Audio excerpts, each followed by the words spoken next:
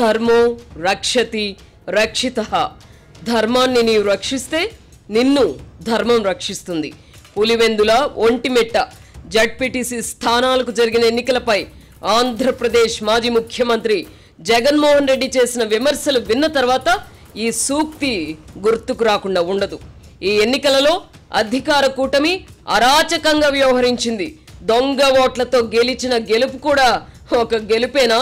ఇలా అయితే ప్రజాస్వామ్యం ఏమి కావాలి? ముఖ్యమంత్రి నరకానికి పోతాడు అని జగన్మోహన్ రెడ్డి అండ్ కో చేస్తున్న ఆక్రందనలు రాజకీయ ప్రత్యర్థులకు శ్రవణానందకరంగా ఎందుకు మారాయి? జగన్మోహన్ రెడ్డి పరోక్ష మద్దతుదారులు, అభ్యుదయవాదుల ముసుగులో ఉన్న జగన్మోహన్ రెడ్డి శ్రేయోభిలాషులు కూడా ఇది అన్యాయం అని గట్టిగా ఎందుకు నిలదీయలేకపోతున్నారు? మనం విత్తే విత్తును బట్టే ఆ చెట్టుకాయలుంటాయని జగన్మోహన్ రెడ్డి ఇటీవల తరచుగా చెబుతున్నట్టుగానే అధికారంలో ఉన్నప్పుడు ఆయన గారు చేసిన అరాచకాలు ఇప్పుడు కర్మ రూపంలో ఎదురొస్తున్నాయి. కర్మ ఫలాన్ని అనుభవించాల్సిందే. అందుకే పులివెందులలో జరిగినవి ఎన్నికలే కాదని జగన్ అండ్ కో ఆక్రోశిస్తున్నా అన్యుల చెవికెక్కడం లేదు. అయినా పులిబిడ్డ, పులివెందుల బిడ్డ అని కీర్తించబడుతున్న జగన్మోహన్ రెడ్డి పిల్లి శాపనార్థాలు పెట్టడం ఏమిటి? బెబ్బులి పులిలా గాండ్రించకుండా ముసలివాడైన చంద్రబాబు కృష్ణారామ అనుకోకుండా ఇలా ఎందుకు చేస్తున్నాడు? నరకానికి పోతాడు. బహుశా ఆయనకి ఇవే చివరి ఎన్నికలు అని పిల్లి శాపనార్థాలు పెట్టడం ఏమిటి? పులికి బేలతనం ఉండదు కదా. ఆకలితో అలమటిస్తున్న పులి గడ్డి మాత్రం తినదు. మన జగన్మోహన్ రెడ్డి కూడా ప్రతీకారం తీర్చుకోవడానికి అదను కోసం వేచి చూడకుండా బేదర్పులు, పిల్లి శాపనార్థాలు పెట్టడం ఏంటి? తాను మాత్రం ఉట్టి కట్టుకొని 100 ఏళ్ల పాటు ఊరేగుతానని 75 ఏళ్ల వయసుకు చేరుకున్న చంద్రబాబు పరిస్థితి ఇవాళ రేపు అన్నట్టుగా ఉందని వాగడం ఏమిటి? ప్రధానమంత్రి నరేంద్ర మోదీకి కూడా వచ్చే నెలతో 75 ఏళ్లు నిండుతాయి. ఆయనను కూడా ఇవాళ రేపు అని అనగలవా? అంతెందుకు, ప్రపంచ దేశాలను, మరీ ముఖ్యంగా మన దేశాన్ని సుంకాల పేరిట వేధిస్తున్న అమెరికా అధ్యక్షుడు డొనాల్డ్ ట్రంప్ కు 79 ఏళ్లు. ఈ వాస్తవాలను మరచి చంద్రబాబు జీవించి ఉన్నంతకాలం ఆయనతో నేను రాజకీయంగా పోటీ పడలేను అన్నట్టుగా జగన్ రోదన ఉంది. పులివెందుల అంటే అది తమ కుటుంబ అడ్డా అని, అక్కడ మరొకరికి చోటు లేదు బిడ్డా అన్నట్టుగా ఇంతకాలం విర్రవేగడం వల్లనే ఇప్పుడు ఈ ఆవేదన. రాజ్యాలు, సామ్రాజ్యాలు కుప్పకూలిపోయాయి. రాజులు, చక్రవర్తుల చిరునామాలు గల్లంతయ్యాయి. ఒకప్పుడు రవి అస్తమించని సామ్రాజ్యంగా కీర్తించబడిన బ్రిటన్ ప్రస్తుత పరిస్థితి ఏమిటి?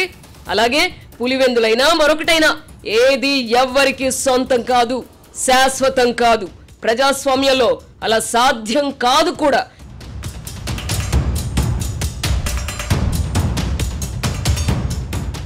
ఇంతకు పులివెందులలో ఏమి జరిగింది? జగన్మోహన్ రెడ్డి కథ అడ్డం తిరగడానికి కారణం ఏమిటి? నిజంగా జగన్ అండ్ కో ఆరోపిస్తున్నట్టుగా దొంగ ఓటర్లు వచ్చి పడడం వల్లనే వైసీపీకి డిపాజిట్ కూడా గల్లంతైందా? లేక ప్రజల్లో నిజంగా జగన్ పట్ల విముఖత ఏర్పడుతోందా అన్నది పరిశీలించాలి. తన హయాంలో జరిగిన స్థానిక ఎన్నికల సందర్భంగా జగన్మోహన్ రెడ్డి అన్ని హద్దులు దాటారు. ప్రత్యర్థి పార్టీకి చెందిన వాళ్లను నామినేషన్లు కూడా వేయనీయలేదు. ఇప్పుడు పులివెందులలో పోలింగ్ కేంద్రాలలో తమ పార్టీ ఏజెంట్లను కూడా ఉండనివ్వలేదు అని జగన్మోహన్ రెడ్డి వాపోతున్నారు. ఇప్పుడు కనీసం నామినేషన్లైనా వేసుకొని ఇచ్చారు కదా అని సంతృప్తి పడడం మంచిదేమో. తిరుపతి పార్లమెంట్ స్థానానికి జరిగిన ఉప ఎన్నిక సందర్భంగా తిరుపతి పట్టణంలో విచ్చలవిడిగా దొంగ ఓట్లు వేయించుకోలేదా?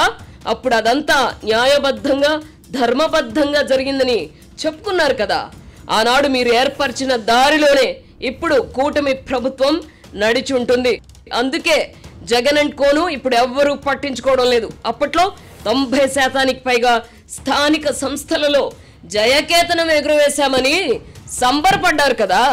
ప్రజల్లో ప్రభుత్వం పట్ల సానుకూలత పెరిగిందని మీ చర్యలను సమర్థించుకున్నారు కదా. ఇప్పుడు కూటమి నేతలు కూడా అదే పని చేస్తున్నారు. నిజానికి స్థానిక సంస్థల ఫలితాలు అధికారంలో ఉన్న పార్టీకి అనుకూలంగానే ఉంటాయి 100%. స్థానిక సంస్థలను కైవసం చేసుకున్నప్పటికీ సాధారణ ఎన్నికల్లో ఫలితాలను ప్రభావితం చేయలేరు. తెలంగాణలో కూడా కేసీఆర్ పార్టీ దాదాపుగా అన్ని స్థానిక సంస్థలను సొంతం చేసుకుంది. అయినా 2023లో జరిగిన సాధారణ ఎన్నికల్లో ఓటమి నుంచి తప్పించుకోలేకపోయింది. ఆంధ్రప్రదేశ్లో జగన్మోహన్ రెడ్డి పరిస్థితి కూడా ఇంతే. ప్రస్తుత ముఖ్యమంత్రి చంద్రబాబు ప్రాతినిధ్యం వహిస్తున్న కుప్పంలో కూడా స్థానిక సంస్థల ఎన్నికల సందర్భంగా ఏం చేశారో మర్చిపోతే ఎలా?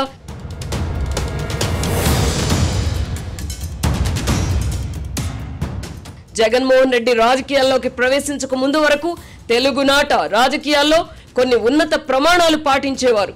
రాజశేఖర్ రెడ్డి, చంద్రబాబు నాయుడు ప్రధాన ప్రత్యర్థులుగా తెలుగునాట రాజకీయాలు సాగినప్పుడు కూడా ఈ ప్రమాణాలను పాటించారు. రాజశేఖర్ రెడ్డిని పులివెందులలో ఓడించడానికి, కుప్పంలో చంద్రబాబును ఓడించడానికి వారిరువురు ప్రత్యేకంగా వ్యూహాలు రచించి అమలు చేయలేదు.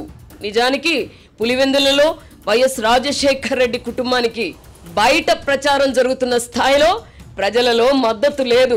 1996 లోక్సభ ఎన్నికల సందర్భంగా ఈ విషయం రుజువైంది.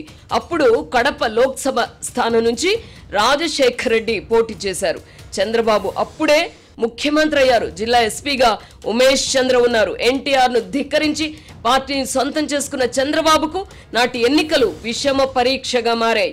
దీంతో మెజారిటీ స్థానాలు గెలుచుకోక తప్పని పరిస్థితి చంద్రబాబుది. ఈ నేపథ్యంలో కడప పైన కూడా ఆయన దృష్టి కేంద్రీకరించారు. ఎన్నికలు పటిష్టంగా నిర్వహించేలా చూడాలని ఆయన జిల్లా ఎస్పీ ఉమేష్ చంద్రను ఆదేశించారు. ఉమేష్ చంద్ర పులివెందులపై దృష్టి కేంద్రీకరించి రిగ్గింగ్ జరగకుండా కఠిన చర్యలు తీసుకున్నారు. మిగతా అసెంబ్లీ నియోజకవర్గాల్లో కూడా ఎన్నికలు స్వేచ్ఛగా జరిగేలా ఏర్పాట్లు చేశారు. దీంతో వైఎస్ రాజశేఖర్ రెడ్డి ఓడిపోయే పరిస్థితి ఏర్పడింది. చివరి నిమిషంలో అప్పటి ముఖ్యమంత్రి చంద్రబాబు మనసు మార్చుకుని పులివెందులలో కాస్త చూసి చూడనట్టు వెళ్లవలసిందిగా అధికారులను ఆదేశించారు. ఫలితంగా కేవలం 5,000 పైచిలకు ఓట్ల మెజారిటీతో ఆ ఎన్నికల్లో రాజశేఖర్ రెడ్డి గట్టెక్కి పరువు దక్కించుకున్నారు. దీన్ని బట్టి ఓటర్లకు స్వేచ్ఛాయుత వాతావరణం కల్పించగలిగితే పులివెందులలో వైఎస్ కుటుంబానికి చెప్పుకునేంత సీన్ లేదని అర్థమవుతుంది. ఈ నేపథ్యంలోనే ఇప్పుడు పులివెందుల, ఒంటిమిట్ల ఫలితాలను చూడాల్సింది.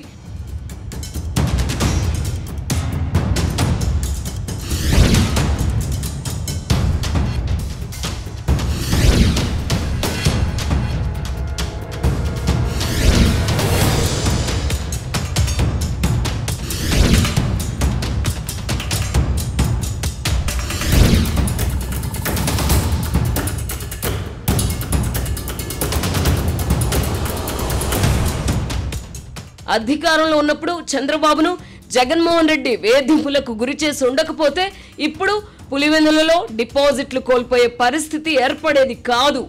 నేను చేస్తే సంసారం, ఇతరులు చేస్తే వ్యభిచారం అన్నట్టుగా జగన్మోహన్ రెడ్డి ఇప్పుడు మాట్లాడడం విడ్డూరంగా ఉంది. ఇప్పుడు ధర్మం, న్యాయం అని కలవరిస్తున్న జగన్మోహన్ రెడ్డి అప్పుడు చేసింది ఏమిటి? ఆనాడు పోలీసులను దుర్వినియోగం చేయడం ద్వారా మీరు దారి ఏర్పరిచారు. ఇప్పుడు కూటమి నేతలు అదే దారిలో వెళ్ళకూడదు అని కోరుకునే నైతికత జగన్ రెడ్డికి ఉంటుందా? 14 మాసాల క్రితం రాష్ట్రంలో నెలకొన్న పరిస్థితులను ప్రజలెవరూ మర్చిపోలేకపోతున్నారు. అందుకే అన్యాయం జరిగిందని జగన్ అండ్ కో ఘోషిస్తున్న మద్దతు లభించడం లేదు. కుప్పంలో చంద్రబాబును ఓడించడానికి చెయ్యని ప్రయత్నం అంటూ లేదు కదా. వై నాట్ 175 అన్నప్పుడు న్యాయం, ధర్మం గుర్తుకు రాలేదా? అసెంబ్లీలో ప్రతిపక్షానికి ప్రాతినిధ్యమే ఉండకూడదని అనుకున్నారు కదా. అందుకే ప్రజలు మీకు ప్రతిపక్ష హోదా ఇవ్వకుండా తమ తీర్పిచ్చారు. 2019 ఎన్నికలతో పోల్చితే 2024లో పులివెందులలో జగన్మోహన్ రెడ్డి మెజారిటీ 30,000కు పైగా తగ్గింది. అయినా తన పట్ల ప్రజల్లో విముఖత ఏర్పడుతోందని జగన్మోహన్ రెడ్డి గుర్తించలేకపోయారు. సొంత బాబాయిని హత్య చేసినా చేయించిన వాళ్లకు వత్తాసు పలుకుతూ తల్లిని, చెల్లిని దూరం చేసుకున్న జగన్మోహన్ రెడ్డి నిజ స్వరూపాన్ని పులివెందుల ప్రజలు కూడా గుర్తించారు. అయినా 2024 ఎన్నికల్లో పూర్తి స్థాయిలో స్వేచ్ఛగా ఓట్లు వేసుకోలేకపోయారు. ఇప్పుడు ఆ అవకాశం వచ్చింది. వైసీపీకి డిపాజిట్ కూడా దక్కకుండా చేశారు. స్థానిక ఓటర్లు ఓటు వేయకపోతే కేవలం దొంగ ఓట్లతోనే ఎవరు ఈ స్థాయి విజయాన్ని అందుకోలేరు. నా పుట్టలో వేలు పెడితే నేను ఊరుకుంటానా అన్నట్టుగా కుప్పంలో నాడు వేలు పెట్టినందుకు చంద్రబాబు ఇప్పుడు ప్రతీకారం తీర్చుకున్నారు.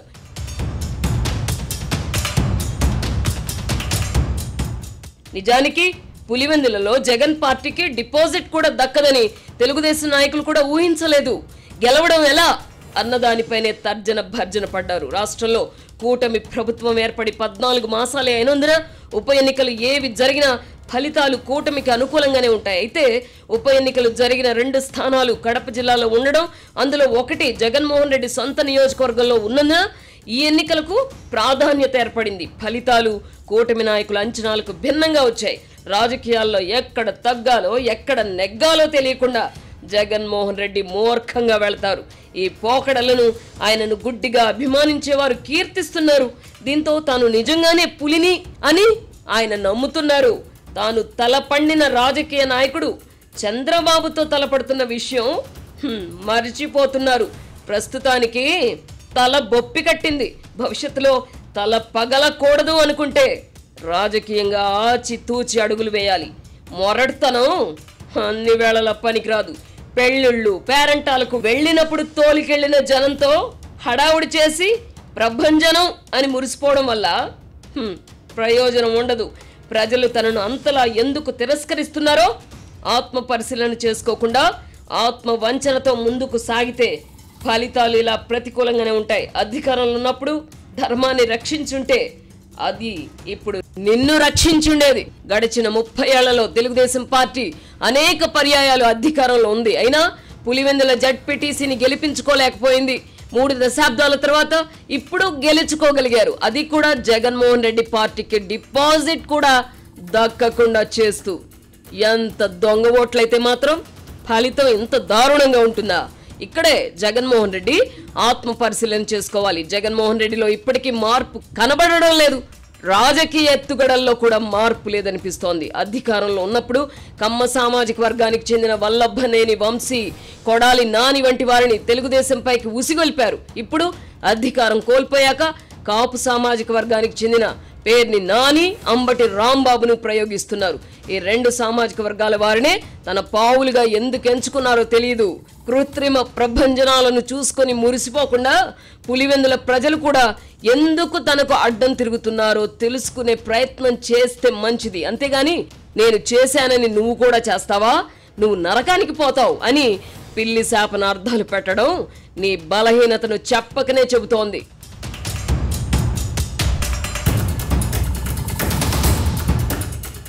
కాగా పులివెందుల ఒంటిమిట్ట విజయంతో తెలుగుదేశం నాయకులు మిడిసి పడకూడదు. 2021లో ఇలా మిడిసి పడిన వైసీపీకి 2024లో ఏం జరిగిందో మరిచిపోకూడదు. స్థానిక సంస్థల ఎన్నికలు, ముఖ్యంగా ఉప ఎన్నికలు అధికార పార్టీకి అనుకూలంగానే ఉంటాయి. జగన్మోహన్ రెడ్డి ఏలుబడిలో కుప్పం మున్సిపాలిటీని సొంతం చేసుకోలేదా? ప్రజాభిప్రాయం ఎప్పుడూ స్థిరంగా ఉండదు. ప్రభుత్వం బాగా పనిచేస్తున్నంతకాలం అనుకూలంగానే ఉంటారు. రాజ్యం వీరభోజ్యం అనుకుంటే జనం వెంటనే అడ్డం తిరుగుతారు. ముఖ్యమంత్రి చంద్రబాబును రెచ్చగొట్టినందుకు జగన్మోహన్ రెడ్డి అనుభవిస్తున్నారు. తెలుగుదేశం శాసన సభ్యులు, ఇతర నాయకులు జగన్మోహన్ రెడ్డికి ప్రస్తుత దుస్థితి ఎందుకు కలిగిందా అని అనుక్షణం గమనంలో ఉంచుకోవాలి. అంతేగాని పులివెందులనే కొట్టాం ఇక మాకు తిరుగుండదు అని భావిస్తే నడ్డి విరచడానికి ప్రజలు ఎప్పుడూ సిద్ధంగా ఉంటారు. పులివెందుల ఉండకపోతే అసలు ఈ ఎన్నికల గురించి చర్చించాల్సిన అవసరమే ఉండేది కాదు. పులివెందుల విజయానికి కారణాలేమిటో తెలుగుదేశం నాయకులకు తెలుసు కనుక వాపును చూసి బలుపు అనుకోవద్దు. జగన్మోహన్ రెడ్డి అలా భావించినందువల్లే 2024 ఎన్నికల్లో చతికిలబడ్డారు. జగన్మోహన్ రెడ్డి ముఖ్యమంత్రిగా ఉన్నప్పుడు జరిగిన స్థానిక సంస్థల ఎన్నికల్లో కుప్పం నియోజకవర్గంలోని 4 జడ్పీటీసీ స్థానాలను వైసీపీ గెలుచుకుంది. అప్పుడు కుప్పంలో కూలిన చంద్రబాబు కోట అంటూ సంబరాలు చేసుకున్నారు. 2019 ఎన్నికల్లో కుప్పంలో చంద్రబాబుకు 30,000 మెజారిటీ మాత్రమే లభించగా స్థానిక సంస్థల ఎన్నికల్లో వైసీపీకి లభించిన ఓట్లు 60,000 అధికమని, దీన్ని బట్టి చంద్రబాబు ఓడినట్టేనని లెక్కలు గట్టి జబ్బలు చరుచుకున్నారు. ఈ లెక్కలను జగన్ రోత మీడియా ఆనందంగా అచ్చువేసింది. సీన్ కట్ చేస్తే 2024లో చంద్రబాబుకు 40,000 ఓట్ల మెజారిటీ లభించింది. అది కూడా ఆయనను ఓడించడానికి ఓటుకు 5,000 రూపాయల వంతున పంచి భారీ స్థాయిలో అధికార దుర్వినియోగానికి పాల్పడిన తర్వాత నాటి వైసీపీ రోత మీడియా లెక్కల ప్రకారం ఇప్పుడు పులివెందుల్లో జగన్ ఓడిపోబోతున్నారని చెప్పవచ్చు. నిజానికి ఇవన్నీ కాకి లెక్కలు. నాడు జగన్మోహన్ రెడ్డి వద్ద డబ్బుతో పాటు అధికారం ఉంది. తెలుగుదేశం పార్టీకి చెందిన స్థానిక నాయకులు కార్యకర్తలను లోవర్చుకున్నారు. ఇప్పుడు కూటమి వద్ద అధికారం డబ్బు ఉంది. అందుకే పులివెందుల్లో జగన్ సొంత మనుషులు కూడా అమ్ముడుపోయారు లేదా అధికారానికి లొంగిపోయారు. ఎంపీ అవినాష్ రెడ్డి కూడా అధికారం లేకపోతే ఏమీ చేయలేరని రుజువైంది. అయితే సాధారణ ఎన్నికల్లో డబ్బు, అధికారం, ప్రభావం నామ మాత్రమే. ప్రజలు కాదనుకుంటే ఎంత అధికారం, డబ్బు ఉన్నప్పటికీ విజయాన్ని అందుకోలేరని అనేక సాధారణ ఎన్నికల్లో రుజువైంది. ప్రజల అండలేకపోతే పులులు పిల్లులవుతాయి. నాడు కుప్పంలో తమకు జరిగిన పరాభవానికి ఇప్పుడు చంద్రబాబు ప్రతీకారం తీర్చుకున్నారనడంలో తప్పు లేదు. గతంలో కుప్పంలో ఏం జరిగిందో ఇప్పుడు పులివెందుల్లో అదే జరిగిందని సరిపెట్టుకుంటే ఏ గొడవ ఉండదు.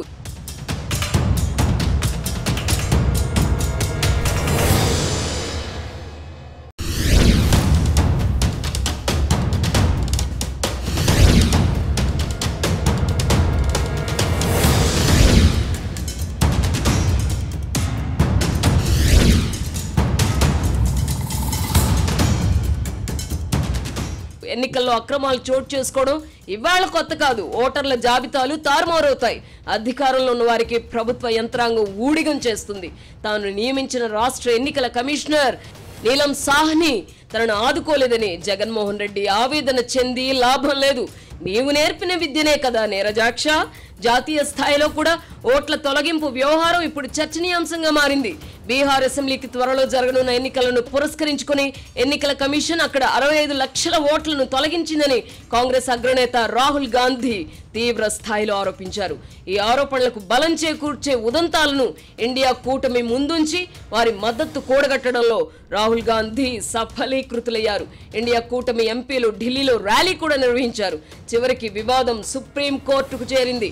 ఓట్ల తొలగింపు అంశాన్ని తీవ్ర అంశంగా పరిగణించిన సుప్రీంకోర్టు మొత్తం తొలగించిన 65 లక్షల ఓట్ల వివరాలను ఈ నెల 19లోపు ఎన్నికల కమిషన్ ప్రకటించాలని గురువారం నాడు ఆదేశాలు జారీ చేసింది. దీంతో రాహుల్ గాంధీ ఆరోపణల్లో పస ఉందా లేదా, ఎన్నికల కమిషన్ నిజంగానే ఏదో ఒక పార్టీకి మేలు చేయడానికే భారీ స్థాయిలో ఓట్లను తొలగించిందో లేదో కూడా స్పష్టమవుతుంది. ఎన్నికల కమిషన్ తప్పు చేసినట్టు ఈ నెల 19 తర్వాత రుజువైతే రాహుల్ గాంధీ ప్రతిష్ట అమాంతం పెరుగుతుంది. ఎన్నికల కమిషన్ ప్రతిష్ట పాతాళానికి పడిపోతుంది. రాజ్యాంగబద్ధమైన వ్యవస్థలు దారి తప్పితే దాని ప్రభావం తృతీయ ఆర్థిక శక్తిగా ఎదుగుతోందని చెప్పుకునే భారత్ పై పడుతుంది. ఎన్నికల వ్యవస్థ పట్ల ప్రజల్లో విశ్వాసం సన్నగిలితే దేశంలో అరాచక పరిస్థితులు నెలకొంటాయి. మనకు పాకిస్తాన్కు పెద్ద తేడా ఉండబోదు. న్యాయ వ్యవస్థ ప్రతిష్ట కూడా ఈ మధ్య మసగబారుతోంది. గురువారం నాటి ఆదేశాలతో న్యాయ వ్యవస్థపై ప్రజల్లో నమ్మకం పెరుగుతుంది. ఎన్నికల కమిషన్ నిజంగా తప్పు చేస్తే దాన్ని సరిదిద్దే బాధ్యత సర్వోన్నత న్యాయస్థానంపైనే ఉంటుంది. మిగతా వ్యవస్థలు పతనమైనప్పుడు న్యాయ వ్యవస్థపై ఆశలు పెట్టుకోవడంలో తప్పులేదుగా. బీహార్లో తొలగించిన 65 లక్షల ఓట్లు అక్కడి ఫలితాన్ని తారుమారు చేస్తాయి. తొలగింపునకు గురైన ఓటర్లందరూ అనర్హులే అయితే ఏ పేచీ ఉండదు. ఎన్నికల కమిషన్ను అభినందించవచ్చు. అలా కాకుండా ఏదైనా తెరకాసు జరిగి ఉంటే దాని ప్రభావం ఎన్డీఏ ప్రభుత్వంపై కూడా పడుతుంది. ప్రధానమంత్రి నరేంద్ర మోదీ ప్రభుత్వానికి సంబంధం ఉన్నా లేకపోయినా తప్పు జరిగి ఉంటే ప్రభుత్వమే ఒత్తిడి తెచ్చి ఎన్నికల కమిషన్తో తప్పు చేయించిందని ప్రజలు నిర్ధారణకు వస్తారు. అదే జరిగితే ఎన్డీఏ కూటమి ఎంతో కొంత మూల్యం చెల్లించుకోవాల్సి వస్తుంది. ఈ అంశంలోనూ తలదూర్చి జగన్మోహన్ రెడ్డి తన రాజకీయ అపరిపక్వతను మరోసారి చాటుకున్నారు. రాహుల్ గాంధీ ఏపీ గురించి మాట్లాడలేదని, రాహుల్, చంద్రబాబు, రేవంత్ రెడ్డి ముగ్గురు హాట్ లైన్లో ఉంటారని పొంతనలేని వ్యాఖ్యలు చేసి నవ్వుల పాలయ్యారు. మోదీ దయ కోసం పరితపిస్తున్న బేలతనంతో సోషల్ మీడియాలో విపరీతంగా ట్రోల్ అయ్యారు. తన మద్దతుదారులే తన రెస్క్యూకు రాని సంకట స్థితిలోకి జగన్ తనను తాను నెట్టుకున్నారు. రాజకీయ పార్టీలకు ఎన్నికల్లో జయాపజయాలు సహజం, తమకు ఓటమి ఉండకూడదు అని అధికారంలో ఉన్న ఏ పార్టీ అయినా భావించినప్పుడే అక్రమాలు, అరాచకాలకు తెరలేస్తుంది. తర్వాత కాలంలో అవే పార్టీలు బాధితులుగా మిగులుతాయి. ఒకప్పుడు కాంగ్రెస్ చేసిన తప్పులకు ఇప్పుడు ఫలితం అనుభవిస్తోంది. తరాలు మారినా చేసిన పాపం వెంటాడుతూనే ఉంటుంది. జాతీయ స్థాయిలో కాంగ్రెస్, ప్రాంతీయ స్థాయిలో జగన్మోహన్ రెడ్డి ఎందుకు సజీవ తార్కాణాలు. అందుకే ధర్మో రక్షతి రక్షితః అని పెద్దలు చెప్పారు. మాకు ఈ నీతులు శుద్ధులు అవసరం లేదని ఎవరైనా భావిస్తే ఇవాళ కాకపోయినా రేపైనా ఫలితం అనుభవించాల్సిందే.